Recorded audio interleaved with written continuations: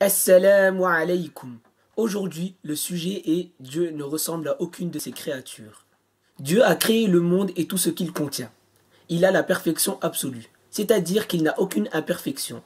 Il ne ressemble donc pas à ses créatures, car sinon il aurait besoin de qui le fait exister tout comme ses créatures, et le besoin est une imperfection. Ainsi, il n'a aucune ressemblance avec ses créatures, ni du point de vue de son être, ni de ses attributs, ni de ses actes.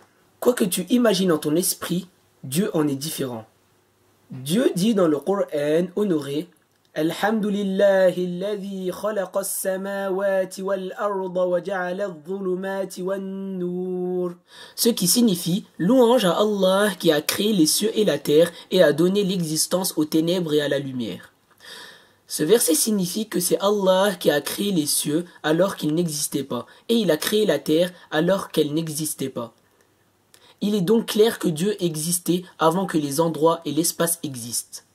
Et dans ce verset, on apprend aussi que Dieu a créé les ténèbres et la lumière alors qu'elles n'existaient pas. On comprend donc que les ténèbres, tout comme la lumière, sont des créatures. Donc Dieu n'a de ressemblance ni avec les ténèbres, ni avec la lumière. Dieu n'est pas une lumière, Dieu ne ressemble à aucune de ses créatures.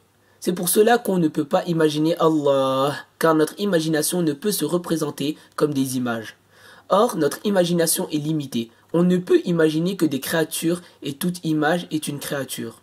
Donc, le Créateur ne ressemble à aucune de ces créatures. Ceci est conforme à la parole des savants. مهما تصورت ببالك فالله بخلاف ذلك. Ce qui signifie, quoi que tu imagines en ton esprit, Allah en est différent.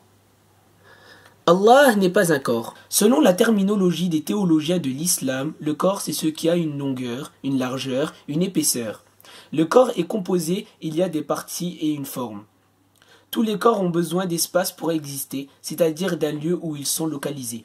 Par ailleurs, les corps sont soit immobiles, soit en mouvement. Ils ont une forme et des couleurs. Il n'est pas valable selon la raison que Allah soit un corps, et cela est confirmé par les textes religieux. En effet, si Dieu avait été un corps, il aurait eu des semblables innombrables, et ne serait donc pas unique. Or, l'unicité est le fondement de l'islam. Donc la raison saine n'accepte pas que Allah soit un corps. Ainsi, Allah est celui qui existe sans qu'il soit un corps. Étant le créateur des corps, comment en serait-il un? Il est celui qui existe sans endroit et sans direction, car celui qui est dans un endroit est une direction et forcément un corps. Et Allah n'en est pas un. Donc on ne dit pas qu'il est dans un endroit ni qu'il est partout. On dit au contraire qu'il existe sans endroit. De même, on ne dit pas qu'il est dans une direction ou dans toutes les directions. On dit au contraire que les 6 directions ne le concernent pas ou qu'il est exempt des directions. Ceux qui ont connu Allah sont ceux qui ont cru qu'il existe selon ce qui est digne de lui, c'est-à-dire sans avoir de ressemblance avec quoi que ce soit. Preuve dans les textes que Allah ne ressemble pas aux créatures. Parmi les preuves dans le Coran de la non-ressemblance de Dieu aux créatures, il y a Laysa kamithlihi shay, ce qui signifie rien n'est tel que lui. Cette ayah signifie que Allah n'a absolument aucune ressemblance avec ses créatures. Allah n'est pas concerné par les caractéristiques des créatures telles que le mouvement, l'immobilité, la forme et la taille, qu'elles soient petites ou grandes. Que signifie la parole Allahu Akbar? La parole Allahu Akbar, elle ne signifie pas que Allah est grand par la taille, mais qu'il sait plus que tout autre et qu'il est plus puissant que tout autre. Wa barakallahu fikum, assalamu alaykum.